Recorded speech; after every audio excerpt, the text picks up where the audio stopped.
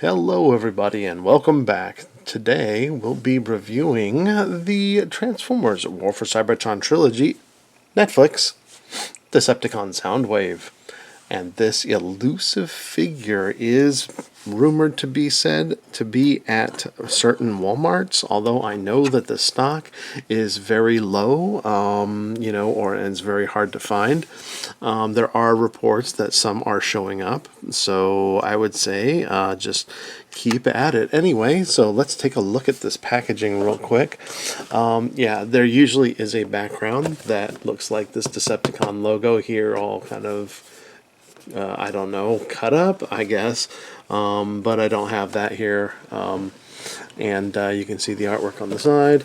Here's what it looks like from the back. It comes with Ravage and Laserbeak, and he's in his tape deck mode. And there's the side, and then there's the top. And that's all we got for the packaging. And let's take a quick look at the figure itself. And I'm going to lower this just a bit so I can get a little bit closer view and show you guys what it is we're dealing with. Okay, so here it is. And man, this is a really, really good looking Soundwave. And man, this is, there's none of the battle damage that we've seen like as in the other ones. He has the pointing, like he's going to push the eject button. Very cool. And you can pose him like this. Let's straighten him out here. And you'll notice that he has all sorts of great articulation. You can actually move these arms out to the side and everything else.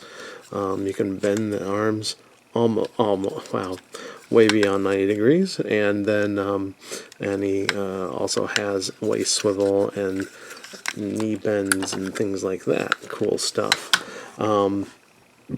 Another nice feature of this thing is that he happens to have light piping in his eyes, and let's do a little thing here just to try it out.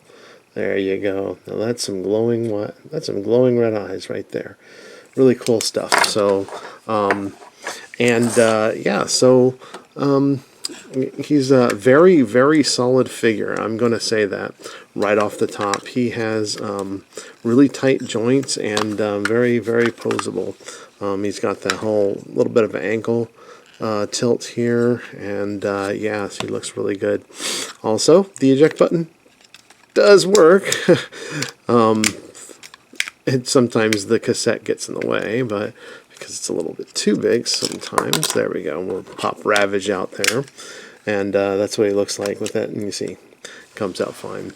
You can see there's some nice molded detail in the inside there, looking kind of like cassette reels or something like that. Here's what he looks like from the side, and here's what he looks like from the back. Very, very cool looking stuff. And to compare him, we've got Siege Soundwave. We'll take a look at this guy, and yeah, he's very, very close to the same look. Let's take a look here, and he's got light piping as well, except it's yellow. There you go. Look at that. Yeah, that's good stuff right there.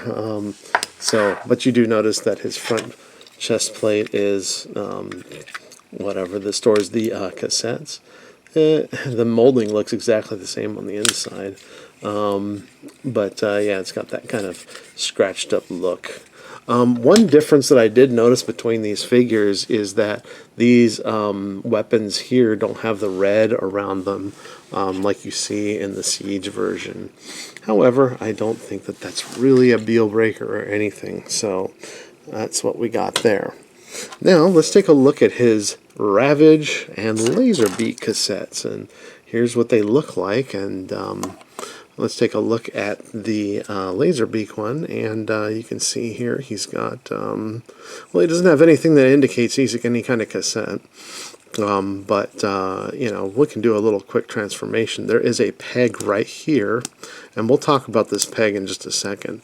The easiest way to transform him is to flip these down, fold out his robot bird wings, take out his head, and then flip over the rocket pack, and there you go. You got Laserbeak in his bird mode with a nice serial number on the edge there. Nicely painted, nicely sculpted. Very, very, very cool stuff. And here's what the Siege version looks like. And we can kind of compare the head sculpt. So it's basically the same thing, a little different paint job. He has the Siege version has a Decepticon symbol on the backpack there, and the head sculpt is different, reminiscent of the pilot episode. And then you'll notice that this one here has very much a bird head, this laser beak here. Both of them are very excellent. Anyway, so we can take him, and there are actually it looks like there's a place where you could mount it here on Soundwave's arm. There's these little notches here, you see. There's 4 notches, and they appear like they would line up with these here, except I have not been able to get that to sit or lock in any way onto his arm. It looks like it would fit. So what I do instead is I flip up these, and then I flip out this peg here, and then I just go on ahead and plug them right in here. There. Yeah, sure. That works for me. That works for me. There you go. All right. So, that's what we got for Laserbeak. So very cool, very neat looking stuff. I'm going ahead and flip his bird feet down and set him aside. And let's take a look at Ravage. Now, Ravage here is very much the same mold as the Siege version of Ravage. The only difference here, there's actually 2 differences, is the paint job. This Siege version of Ravage has no cassette-like markings. This one does, very reminiscent of his G1 self. It says Japan here. You can see the little tick marks where the tape reels would have gone, these tapes here, and all that other cool stuff. Here's what he looks like from the back. Both of these figures are pretty much identical. And to transform this figure, all you'll need to do is flip this out here, or at least I hope so. Let's see here. There. I'm going to flip these out, and then we're going to turn them down like this, and then flip this whole assembly out. And then we're going to flip the head out, and then we're going to fold these legs out, and then we're going to bend them forward. And then we'll take this and flip it out, flip the legs out, very carefully, of course. There we go. And then do the same on the other side. I believe we can just do it easier if we flip it over here. Undo this, and there we go. There was Ravage in his Ravage mode. No, actually Jaguar mode. And you can kind of take a look. Here's his head sculpt there, and you can see it's kind of an open jaw. He's got some plastic in his mouth or something there. Yeah, so no tail. Neither one of these molds have the tail on them, so that's kind of a bummer. Here he is with his other version. You can see right there the differences in the head sculpts right there. Yeah, so there's that. And a little piece of lint on that. But yeah, so yeah. Regardless, it's a very, very good little set right here, and you can see it says Japan on his back, and this one does not. So, so interesting comparison. So, and they both, of course, fit in his chest. He also comes with this weapon here, which some people use as the little back piece to mount on the Megatron, or he can just kind of hold it like this, and you can put it in his hand like so, and you can have this gun thing. Okay, so that's not what I like to do with it. I actually do what everyone else, well, I do what people have suggested, which is hey, add it to my my Earthrise Megatron. Okay, so now that we're done with that, like I said, he's got some really good articulation, range of movement, and all that. But I think we should get to transforming this guy. So let's go on ahead and take these off. Straighten this out. Now, one thing you want to do is go on ahead and rotate this. I always do this first so I don't forget. the rest of my steps. Now we can take this, flip his hands in like that, and then we're going to pull this out, but we're not going to snap them in quite yet. First we want to do is open this up and then flip his head back here, and then these tabs will lock straight back into that, and you can secure it that way. Now we'll take this and make sure that these side arms are rotated that way. Same on this side. And then what we're going to do is we're going to collapse these, but we're not going to close it up quite yet. Almost there. So I'm going to lift this up, and then what we want to do is we want to do the splits here, and then we want to turn this sideways, and we'll do the same thing here.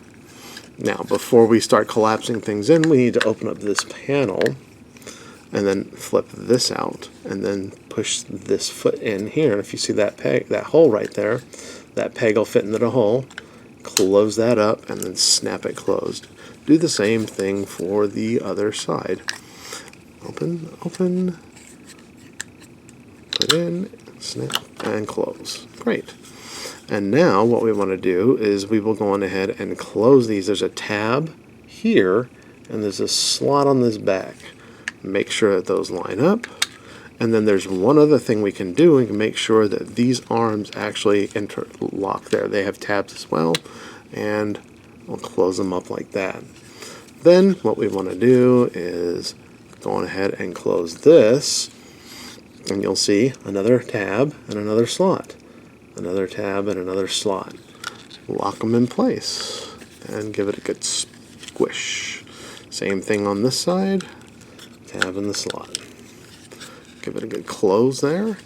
Last thing you want to do is flip this open here and flip this open here, and you guessed it, there's another tab and a slot on both sides. Close it up like this, and there you go. You have him in his tape deck mode, and he looks really good. I do like this tape deck mode.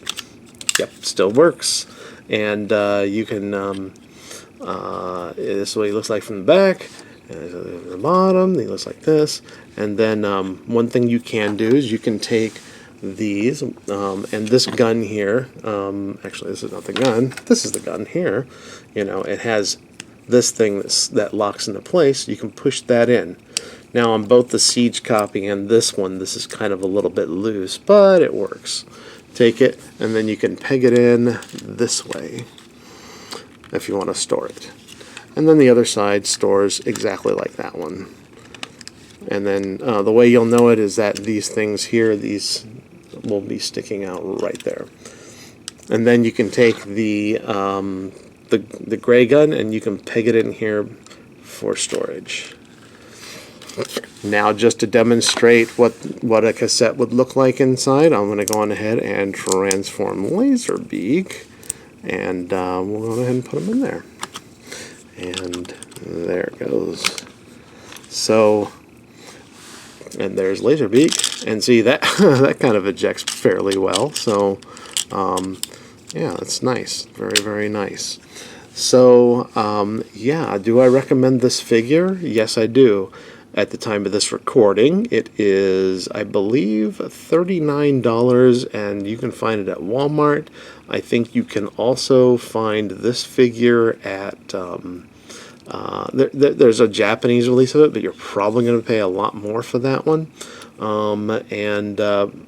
Yeah, so I would definitely recommend this. It's a really nice piece to go with your collection, and yeah, so if you like this video, please share it, and please, if you will, subscribe. Thanks for joining me, and I will talk to you guys next time. Peace.